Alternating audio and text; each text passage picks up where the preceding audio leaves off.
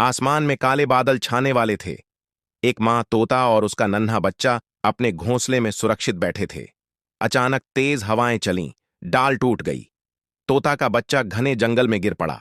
माँ चीखी, मेरा बच्चा! बिना किसी डर के वह तेज बारिश में चारों ओर बिजली चमकते हुए उड़ती रही। उसने हर पेड़, हर झाड़ी को ढूंढा। आखिरकार उसे एक हल्की सी चहचहाहट सुनाई दी। माँ! वह दौड़कर वहां पहुंची, अपने बच्चे को अपने पंखों तले ढांक लिया और उसे वापस एक सुरक्षित पेड़ पर ले गई। इस बहादुर मां के लिए लाइक, सब्सक्राइब, कमेंट करें